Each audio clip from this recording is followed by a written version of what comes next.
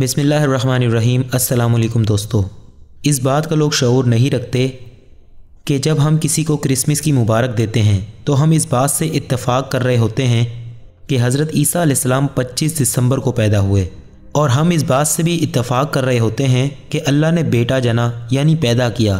نعوذ باللہ، یہ شرک ہے۔ اللہ پاک ہے اس سے جو یہ شرک کرتے ہیں۔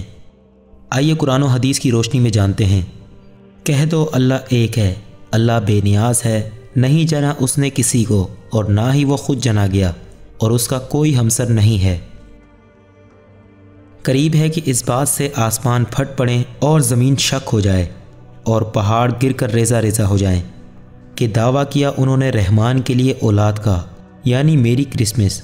اللہ نے بیٹا پیدا کیا، نعوذ باللہ۔ رحمان کے لائق نہیں کہ وہ اولاد بنائے، پیدا کرے یا رکھے۔ وہی آسمانوں اور زمین کا موجد ہے، اس کی اولاد کس طرح ہو سکتی ہے جبکہ اس کی کوئی بیوی نہیں ہے، اور اسی نے ہر چیز کو پیدا کیا اور وہی ہر چیز کو جاننے والا ہے۔ کہہ دو یقیناً میں اس سے روک دیا گیا ہوں کہ ان کی عبادت کروں جنہیں تم اللہ کے سوائے پکارتے ہو۔ کہہ دو میں تمہاری خواہشات کے پیچھے نہیں چلتا، تحقیق میں اس وقت گمراہ ہو جاؤں گا اور میں ہدایت پانے والوں میں سے نہ ہوں گا۔ اور یہودیوں نے کہا عزیر علیہ السلام اللہ کا بیٹا ہے، اور کہا انصاری عیسائیوں نے مسیح علیہ السلام اللہ کا بیٹا ہے۔ یہ ان کے منہ کی بات ہے، یوں ان لوگوں کی بات کی مشابہت کرتے ہیں جنہوں نے ان سے پہلے کفر کیا۔ اللہ ان کو ہلاک کرے، کہاں وہ پھیرے بہکتے جاتے ہیں۔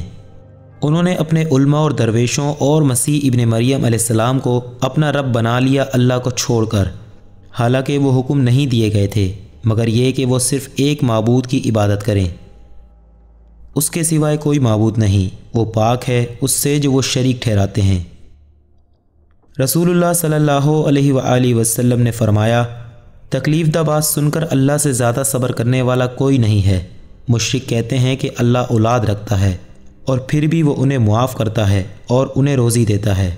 رسول اللہ صلی اللہ علیہ وآلہ وسلم نے فرمایا، اللہ تعالیٰ فرماتا ہے کہ ابن آدم علیہ السلام نے مجھے گالی دی اور اس کے لیے مناسب نہ تھا کہ وہ مجھے گالی دیتا۔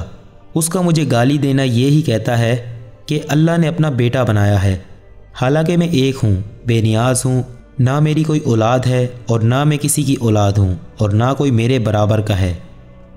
سیدنا عمر فاروق رضی اللہ تعالیٰ عنہ نے فرمایا، اللہ کے دشمنوں سے ان کے تہوار میں اجتناب کرو، غیر مسلموں کے تہوار کے دن ان کی عبادت گاہوں میں داخل نہ ہو، کیونکہ ان پر اللہ کی ناراضگی نازل ہوتی ہے۔